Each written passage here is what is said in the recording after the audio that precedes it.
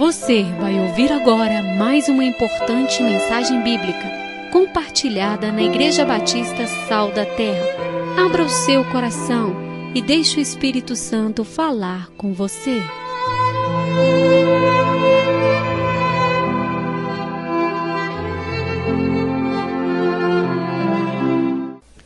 Quero ler com vocês em Isaías capítulo 38. Texto tão rico. Isaías é bom de encontrar, que é um livrão grande, né? Dos profetas maiores aí. Depois de Salmos, Provérbios, aí vem Isaías. A palavra do Senhor, ela é linda, ela é impactante, ela é tremenda, ela fala aos nossos corações. E o nosso desafio é ouvir, prestar atenção e colocar em prática e praticar. Porque existem pessoas que ouvem a Bíblia, aprende a Bíblia, mas não pratica. Conhece a Bíblia de capa a capa, de uma ponta a outra, mas não pratica. Então só o conhecimento, irmão, não vai te levar para o céu, não. Nós somos desafiados a agirmos de forma diferente. Ouvi a pregação, entendi o texto, Deus me tocou, mas e agora? O que eu vou agir de forma diferente? O que minha postura vai mudar depois de hoje? Então é importante a gente sempre estar tentando mudar, analisar as nossas vidas e agir de forma diferente. Quero falar sobre Ezequias.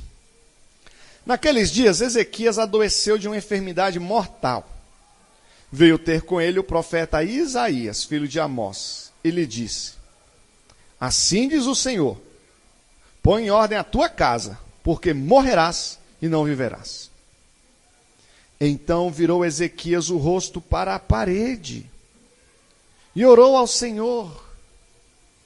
E disse: lembra-te, Senhor, peço-te, de que andei diante de ti com fidelidade, com inteireza de coração, e fiz o que era reto aos teus olhos. E chorou muitíssimo. Então veio a palavra do Senhor a Isaías, dizendo: vai, e diz a Ezequias: assim diz o Senhor, Deus de Davi, teu pai, ouvi a tua oração e vi as tuas lágrimas. Acrescentarei, pois, aos teus dias 15 anos.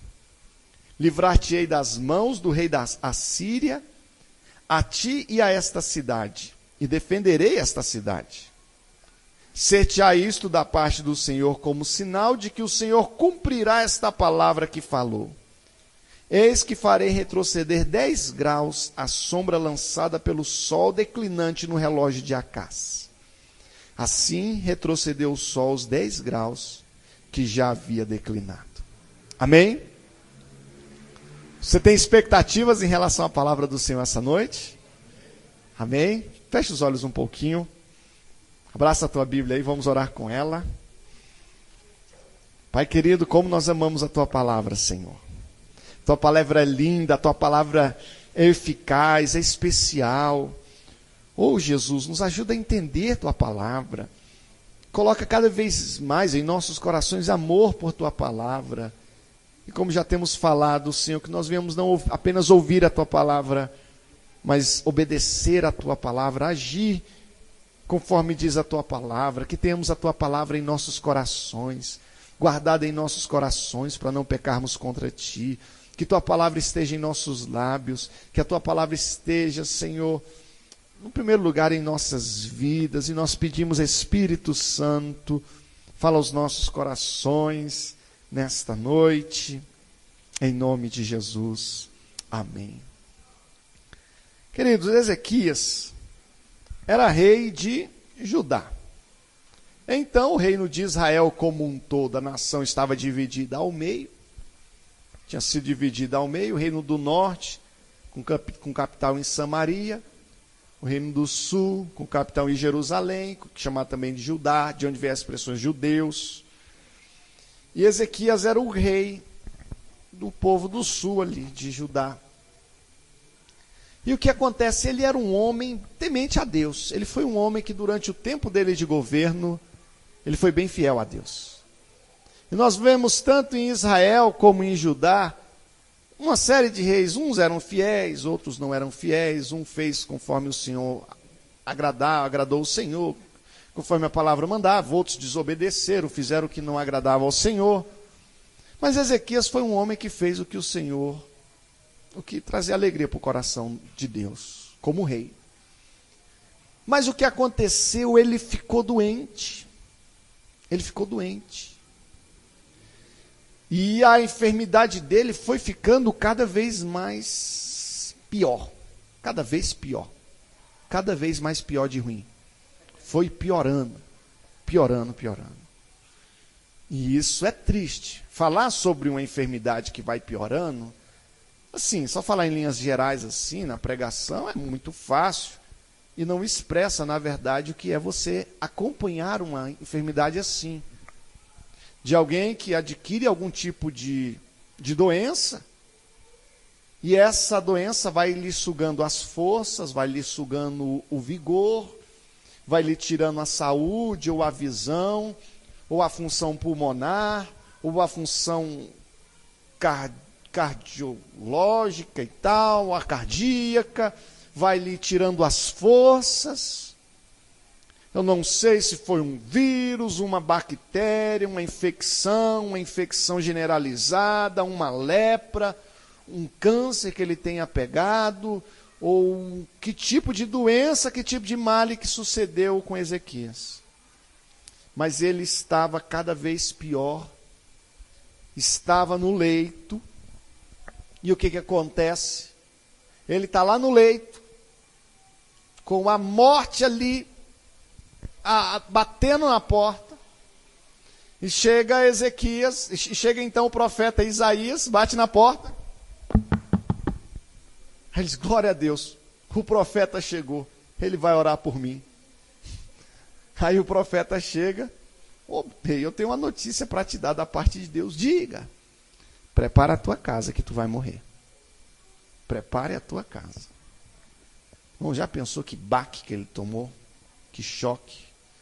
Assim, quando a gente está jovenzão, às vezes a gente perde a noção assim, do que é a vida e do que é a morte. Às vezes a gente pensa que a morte nunca vai bater na nossa porta. Às vezes alguma pessoa que já andou bem perto de morrer afogado aqui, eu não sei se já aconteceu com alguém, ou de levar um tiro na cabeça, ou ficar em coma no hospital, talvez já sentiu o que é o cheiro da morte ali e tal. Não é uma coisa fácil. Sei que Ezequias, então, ele teve essa notícia ali do profeta, o profeta trouxe essa notícia tão triste para ele. E aí o que ele faz? O profeta vai embora.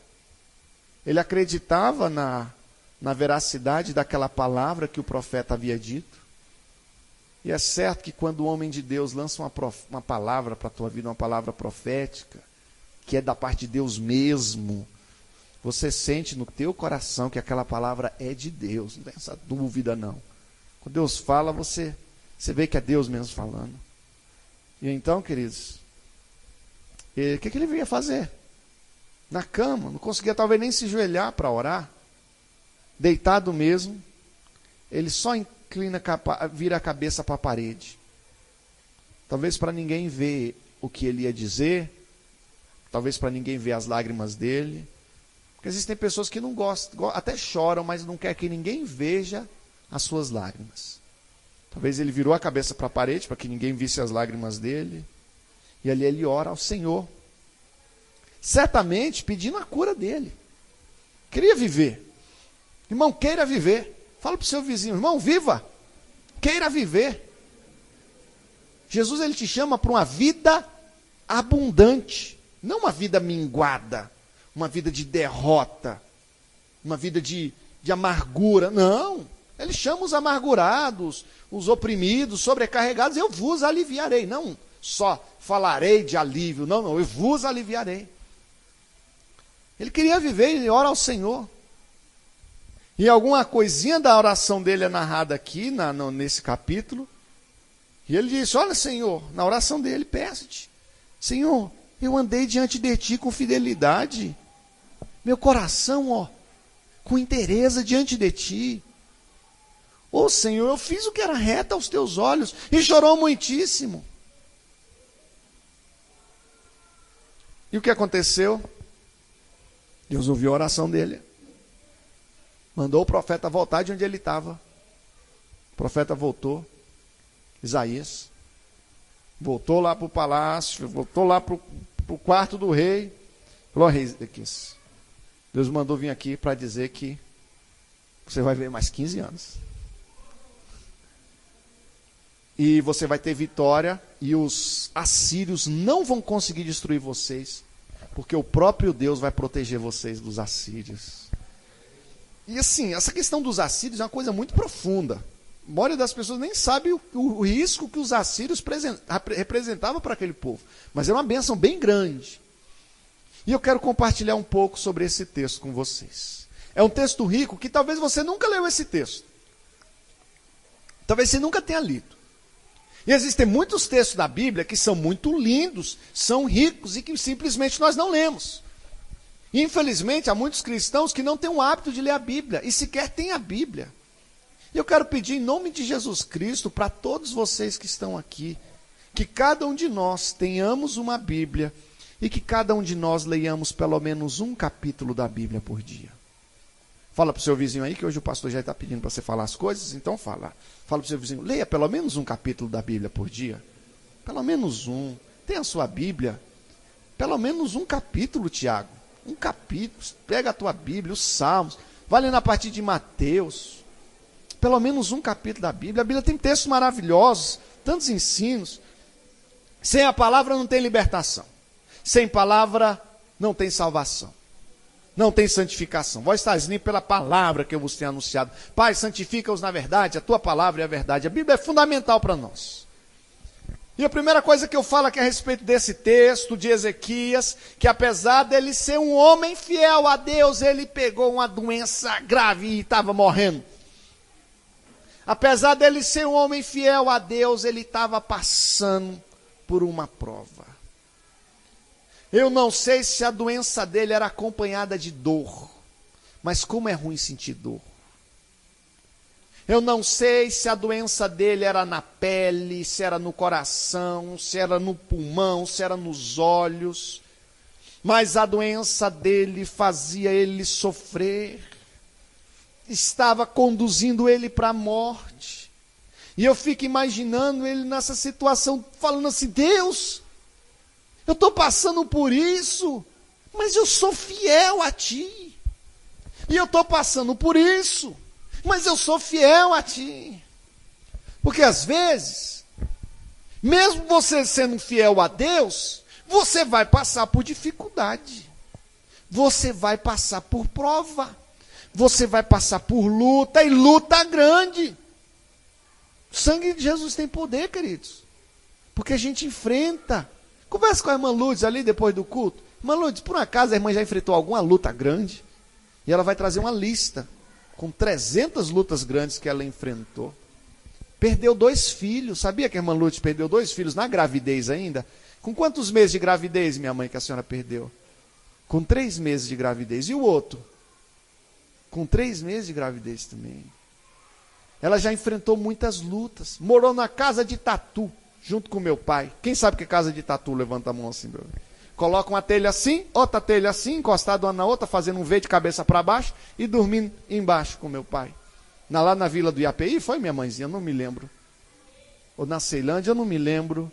Muitas provações muito grandes. Você é fiel a Deus, mas nós enfrentamos lutas. Agora, ele mesmo assim manteve a sua fé no Senhor. Porque tem pessoa que na hora que o Senhor não tiver mais utilidade, na hora que Jesus Cristo não estiver servindo para lhe trazer benefícios, a pessoa deixa de seguir a Jesus Cristo. Mas não era o caso de Ezequias. E se ele tivesse que morrer, ele teria morrido. E teria morrido invocando o nome do Senhor. Agora ele ora a Deus. Porque ele confiava na misericórdia do Senhor. Ele acreditava que Deus ouvia a oração dele. Ele acreditava que Deus ouviria. Ele acreditava que o coração do Senhor é sensível. Você acredita que o coração de Deus é sensível? Que você pode, com as suas palavras, sensibilizar o coração de Deus? Como aquela mulher que diz, não, Senhor, por favor, mas pelo menos a migalhazinha que cai. Porque, Senhor, os cachorrinhos comem das migalhas que caem ali também. Os cachorrinhos comem um pouquinho. E Jesus olha para aquela mulher, exalta ela ali diante de todo mundo. Oh, mulher, grande é a tua fé. Sabe, tuas palavras têm sensibilizado o Senhor? Quais têm sido as tuas palavras para com o Senhor? Ezequias, diante dessa situação difícil, sabe o que ele fez? Ele orou. E existe gente que está enfrentando situação difícil, sangue na canela, e não ora, não jejuma, até 5 horas da manhã, a pessoa não jejuma, só sabe passar o dia inteiro tomando café, um dia até meio-dia não pode. Os muçulmanos é engraçado, porque eles tiram o Ramadã inteiro de jejum até o sol se pôr, até 6, 7 horas da noite, dependendo aí da época do ano aí, 30, 40 dias de jejum. E o crente pode ficar até meio-dia, ai, eu estou morrendo porque, por causa do meu café, que eu não tomei meu café. E Jesus, se liga, porque tem 7 demônios que só sai se tiver vida de jejum e oração. E Ezequias, homem de Deus que era, recorreu à oração. E quando você vê a história de Ezequias, você vê que ele já passou por dificuldades. Houve em ocasião, alguns capítulos ali atrás, que o rei Senaqueribe, que era o rei da Assíria, se levantou contra o reino dele. Senaqueribe mandou a Rabsaque até Ezequias, dizia, olha, nós vamos chegar na tua terra e vamos arrasar tudo. Só que Senaqueribe, o reino da Assíria, já tinha destruído o reino de Israel do norte. E estava ali nas portas de Judá. Assim, a morte era iminente, Judá era pequenininha, a Síria estava destruindo meio mundo de gente, estava vindo do norte lá com força, era uma tapa para poder destruir Judá. Ele não tinha exército suficiente para combater os assírios, e que se você não estudar a Bíblia, mas for estudar os livros de história, você vai ver que os assírios vieram destruindo tudo, mas quando chegou na porta de Jerusalém, eles pararam. E por que pararam? Um povo tão venenoso como os assírios, eles pararam porque o Senhor deu um basta.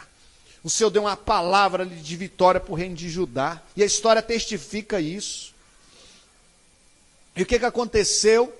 Antes dessa doença dele aqui, ele teve esse grande problema, um problema gigantesco, na iminência ali da morte de todo o povo dele ali, de Judá. E o que ele fez diante desse grande desafio? Ele foi orar diante de Deus. Foi apresentar a Deus o problema. E Deus deu uma resposta tremenda para ele, ó, despreza e zomba do inimigo, enquanto ele foge, porque ele lançou essa voz, não foi contra você não, mas foi contra o Senhor dos exércitos, e Deus deu vitórias contra os assírios, Deus pelejou. Ou seja, o que eu quero falar? Ele tinha antecedentes de vitória, ele tinha um testemunho para contar, de oração respondida, de sucessos passados através de oração. E tem gente que tem vida de oração e tem testemunho para contar de oração que foi respondida. De oração que Deus agiu. E interveio e fez um milagre. E muitas vezes nós não temos testemunho de oração para contar, porque oração não oramos. E não tivemos vivências. E eu desejo muito que cada um de vocês tenha vivências com Deus. Porque como é que você vai confiar em um Deus que você não conhece? Como é que você vai confiar em um Deus que você não teve experiências com Ele? Mas ele tinha tido experiência de oração bem sucedida, de vitória através da oração. E ele falou, vou orar de novo. Vou orar, Deus é misericordioso. Como é que está a tua vida de oração? Ele orou. Só que ele não orou uma oração assim, muito religiosa, uma oração na igreja, uma oração no templo, uma oração com palavras especiais, com clichês gospel, não. Inclina a cabeça para um lado. Uma oração que eu garanto para vocês que era uma oração sincera. E queridos, não faça oração artificial com Deus, não. Para Deus, não. Tem gente que faz a oração Ctrl+C, Ctrl+V, copia e cola. As mesmas palavras ali, os 30 primeiros minutos de oração é as mesmas palavras. Vãs repetições. Ele é autêntico ali na oração dele. Oração discreta. Ele fez uma oração e nessa ocasião foi uma oração em particular. Porque existem pessoas que só oram em público, na igreja. Em casa, nunca que oraram.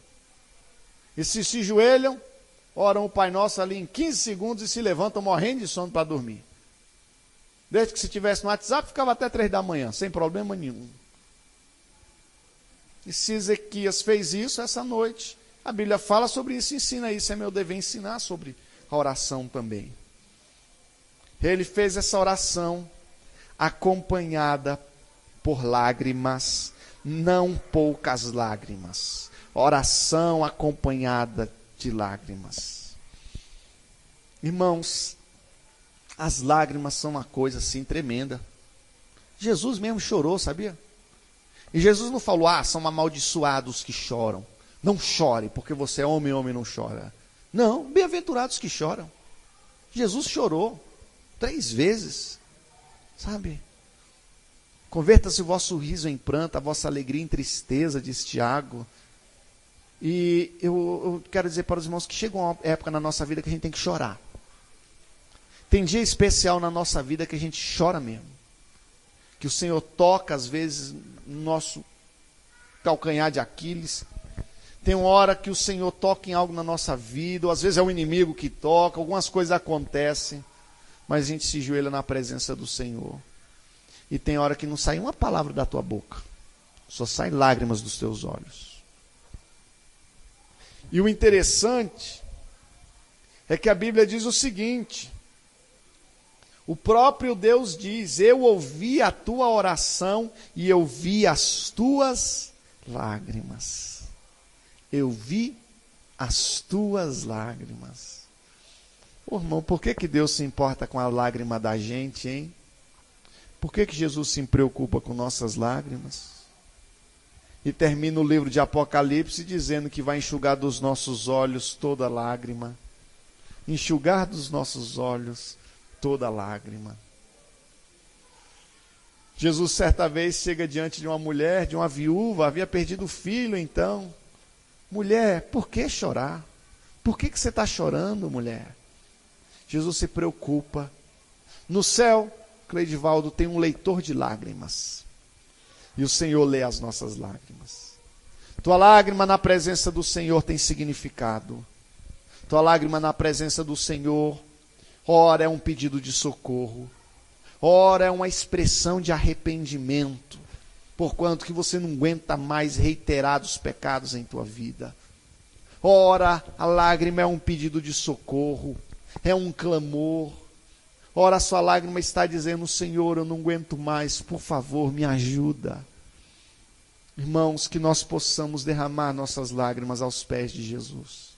Certa mulher fez isso, beijou os pés de Jesus, mas talvez pensando na santidade de Jesus, pensando nela, quem ela era, no que Jesus fez na vida dela, as lágrimas começam a correr do seu rosto, mas caem aos pés de Jesus. Ali nas palavras dele, de Ezequias, em sua oração, ele começa dizendo, Senhor, eu andei diante de ti com fidelidade. Meus anos que eu vivi, Senhor, como rei, eu fui fiel a ti, Deus. Eu agi com fidelidade. Ele agiu, ele andou diante do Senhor. E esse andou, esse verbo, eu acho legal. Eu prefiro andou do que ficou parado. Ele não ficou parado, ele agiu, ele não ficou estático, apático. E a nossa fé em Jesus Cristo, você não fica tão cheio do Espírito Santo de maneira que tem vontade de ficar só sentado, sem fazer nada. Isso não existe. Às vezes o Cristo me chamou para brincar, papai, vamos brincar? Eu falei, vamos. Ele quer brincar de quê, papai? Eu falei, vamos brincar de liquidificador? Aí ele, como é que é liquidificador? Eu sou um liquidificador. Como é que é, papai? Eu estou quebrado. Eu vou ficar parado. Não, papai, assim eu não quero brincar, não. Porque ele quer movimento. Irmãos, e às vezes a gente quer ficar parado. Não, pastor, eu quero ficar bem no meu cantinho aqui, bem quietinho. Eu quero ficar bem no meu cantinho, bem quietinho. Eu quero ficar parado. Eu só quero ir para a igreja, participar do culto de domingo. Não quero mais nada. Mas o Senhor te chama para uma caminhada. Ele quer caminhar contigo. Ele quer te apresentar novos lugares. Esses dias eu pedalei com a Daiane. E levei ela para lugares que ela não conhecia. Falei, venha, Daiane, comigo, te levarei para lugares onde nenhum homem jamais esteve. Querido. O Senhor quer te levar para lugares novos.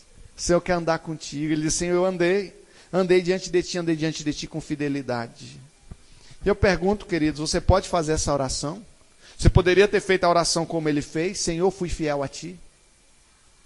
Tem gente que a pessoa não pode apertar um pouquinho, que a pessoa já deixa logo de dar o dízimo. Se endivida, compra um monte de coisa sem precisão. Depois nem se importa se a obra de Deus precisa ou não, se vai fazer falta ou não para o reino de Deus. Não se importa, simplesmente finge que não se esquece. E a nossa fidelidade com a obra de Deus é em vários níveis. Com a célula, com a igreja, com louvor, com irmãos, com o reino de Deus. Senhor, fui fiel. Com inteireza de coração. Porque o Senhor olha para o teu coração. Eu não consigo ver o teu coração como é que está. Às vezes o pastor, pela experiência, a gente olha para a pessoa, consegue ver se a pessoa está feliz, se a pessoa está triste. Eu percebi que o Adinaldo estava meio triste. Mas eu me lembrei que o Vasco perdeu ontem para o Flamengo. Aí, por um bom entendedor, meia palavra basta, né? Eu falei, pronto, descobri o porquê da tristeza dele. E aí, ele veio dizer que se machucou jogando bola, mas é conversa, irmão, eu entendo. Já captei no ar. Mas eu não consigo ler o coração da pessoa. Mas Deus consegue. E ele bate no peito e diz, Senhor, com inteireza de coração verdadeiro, genuíno, eu te servi. E o Senhor olha para o coração do homem. Bem-aventurado os limpos de coração, porque verão a Deus. Mateus 5:8. Cheguemo-nos com verdadeiro coração, inteira certeza de fé, tendo os corações purificados da má consciência e o corpo lavado com água limpa, diz Hebreus 10:22. O salmista ora assim no Salmo 51:10, cria em mim, ó Deus, um coração puro e renova em mim um espírito reto. Já no capítulo 73, versículo 1, verdadeiramente bom é Deus para com Israel, para com os limpos de coração. Ora, o fim do mandamento é o amor, de um coração puro e de uma boa consciência, e de uma fé não fingida, diz Paulo a Timóteo no capítulo 1, versículo 5 da primeira carta. O Senhor olha para o coração, como é que está o teu coração? Você está sendo genuíno? Porque às vezes você pode enganar o pastor Jair, mas a Deus você não engana. Me engane, querido, se quiser. Mas não engana a Deus, não. Seja sincero com o Senhor. Seja sincero com Deus. No teu acerto e no teu erro. É como se Ezequias dissesse assim, Senhor, meu coração sempre foi teu. Meu coração não era de mais ninguém, Senhor. Meu coração era inteiramente teu. E como eu gostaria que cada um de vocês dissesse isso, de verdade. Pastor, meu coração não é de mais ninguém, não. Meu coração é de Jesus Cristo. Eu entreguei meu coração completamente a Ele. Meu coração foi do mundo. Meu coração pertencia ao mundo, pertencia à balada, pertencia ao pecado. Mas hoje não mais. Hoje o meu coração pertence inteiramente ao Senhor. Ezequias recebeu um milagre. Mas preste atenção, queridos. Um tanto de coisa que aconteceu na vida dele. Um tanto de fato interessante aqui envolvendo a vida dele.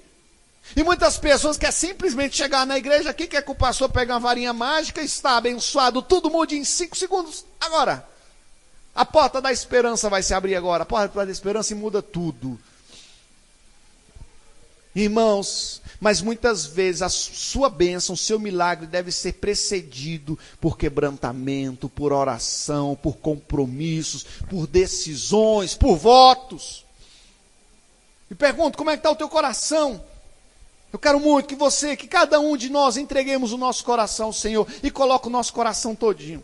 Imagina essa cena, você pega o seu coração assim, tira ele dentro, coloca diante do Senhor, Senhor, todo o meu coração está tudo aqui, ó. Cada gota, que cada grama do meu coração, Senhor, seja tua. Toda tua. Fiz o que era reto aos teus olhos. Eu fiz o que era reto aos teus olhos. Ele fez, mais uma vez um verbo, fazer. Ele não apenas ouviu o que era reto, ele não apenas falou o que era reto, ele fez.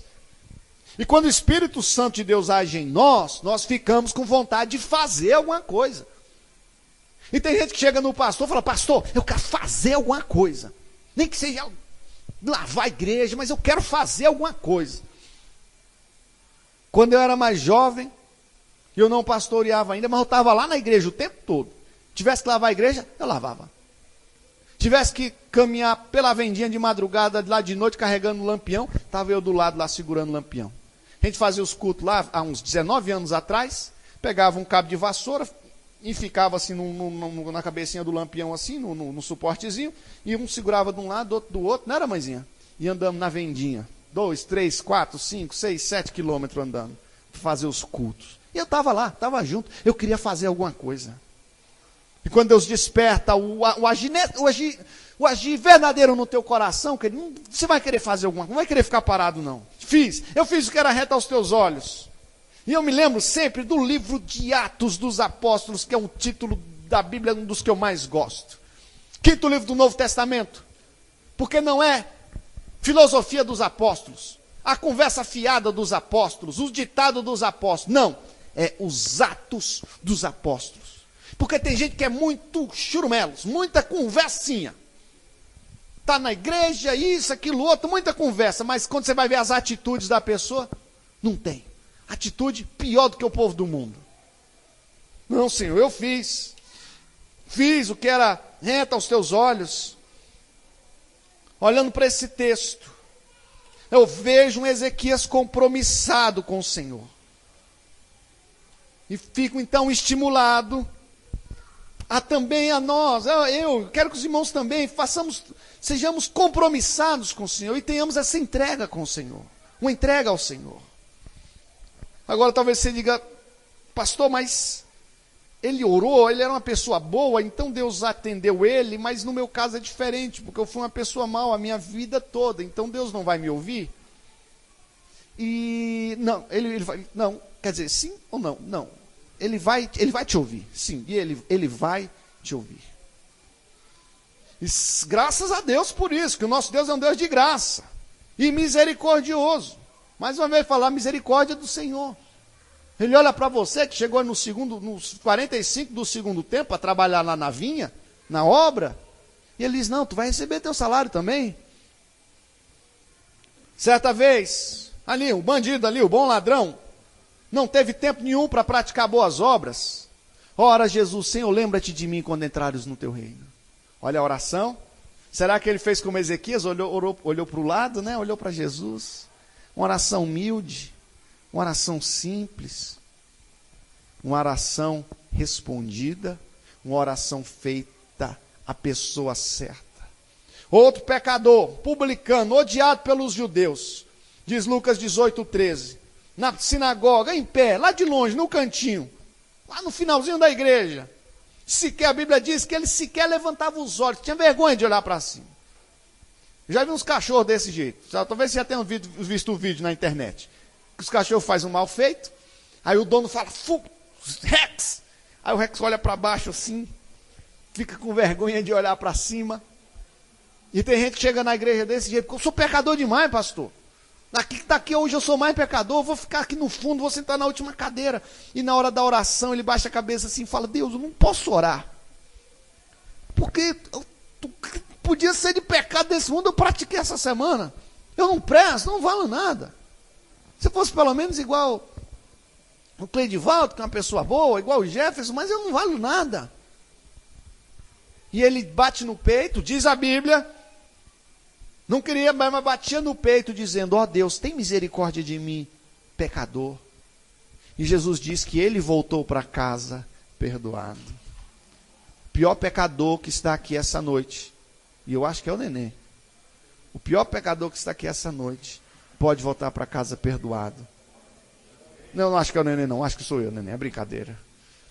Pode voltar para casa perdoado, né? Ouvi a tua oração, disse o Senhor a Ezequias. Sabe, eu descobri a principal razão para Deus não ouvir nossas orações Sabe qual é? É porque nós não oramos. Por isso, Ele não ouve. Nós enfrentamos os problemas, fazemos tudo e não oramos. Decidimos, escolhemos, compramos, vendemos, fazemos tudo. Aí, quando a gente está numa encruzilhada, caso de vida ou morte, então a gente lembra de orar. Mas se nós tivermos tempo de orar, Deus vai ter tempo de nos ouvir. Deus ouve as nossas orações. E era maravilhoso, Ele vê as nossas lágrimas, eu já falei sobre isso. E o que aconteceu? Deus deu o que Ele tinha pedido. Clama a mim, diz Jeremias 33:3, e te responderei. Anunciar-te-ei coisas grandes e firmes que você sequer sabe. Clame a mim, diz o Senhor. Chama a mim, chama meu nome, ora para mim, clama para mim, clame a mim. Tens clamado ao Senhor? Ou estás sofrendo apático num canto, falando seus problemas para todo mundo, menos para aquele que pode resolver, que é Jesus Cristo? Clame a mim, porque eis que a mão do Senhor não está encolhida, para que não possa salvar, nem agravado o seu ouvido, para não poder ouvir. O Senhor ouve sim nossa oração. Não, tu vai viver mais 15 anos, caba. Presta atenção, 15 anos mais tu vai viver. Mas só que eu ainda vou te livrar, diz capítulo 38, versículo 6. Eu te livrarei das mãos do rei da Síria, a ti e a esta cidade, e defenderei esta cidade. E eu vejo Deus dando o que Ele pediu, e Deus dando o que Ele não pediu. Isso é tremendo. Irmãos, quantas bênçãos Deus me deu que eu nem tinha pedido. Às vezes a gente está pedindo uma coisinha desse tamanho, e Deus tem uma coisa muito maior para nós. Nem olhos viram, nem ouvidos ouviram, e não subiu ao coração do homem, são as que Deus preparou para os que o amam. Peça ao Senhor aquilo que você necessita, mas esteja preparado para receber muito mais do que você pediu. Agora faça uma pequena observação, porque Ezequias viveu 15 anos mais, mas o filho dele, que foi Manassés, que reinou depois dele, foi um dos piores reis de Israel. E talvez, apesar dele ter tido mais 15 anos e ter feito tanta coisa certa, talvez ele não tenha obedecido essa ordem do Senhor, que era para ele pôr em ordem a casa dele. Sabia? E às vezes a gente é uma bênção, fiel demais ao Senhor, mas a nossa casa está uma bagunça. Às vezes você é fiel a Deus, tem uma fé verdadeira, mas é uma péssima esposa, briguenta, rabugenta. É fiel a Deus, está aqui com a fé sincera, mas é um pai horrível, ausente, passa o ano inteiro, esquece dos filhos ou esquece dos pais. E essa ordem de pôr em ordem a nossa casa serve para nós nos dias de hoje e devemos refletir a respeito. E quanto mais cheio do Espírito Santo você for, melhor esposo você vai ser, melhor esposa você vai ser, melhor filho, melhor pai. E o que aconteceu, diz o capítulo 38, então Ezequias, depois de restabelecido, cantou ao Senhor. Cantou ao Senhor. Talvez Ezequias já levantado da cama, curado, levantando, podendo pular, podendo dançar, à beira da morte.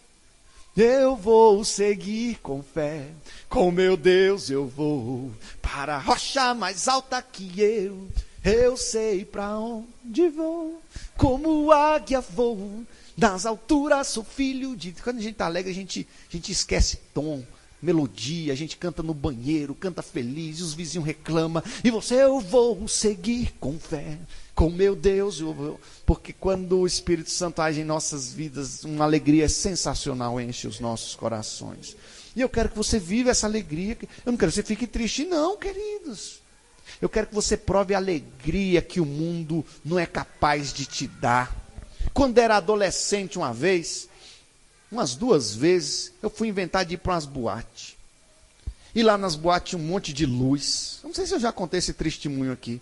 Um monte de luz, um monte de moça com as roupas, cada uma mais roupa diferente do que a outra. E eu estava lá só e tal. Irmão, eu não vou dizer que a boate é ruim não, irmão. A boate é boa. Muita bebida, muita coisa boa na boate, assim, muita diversão.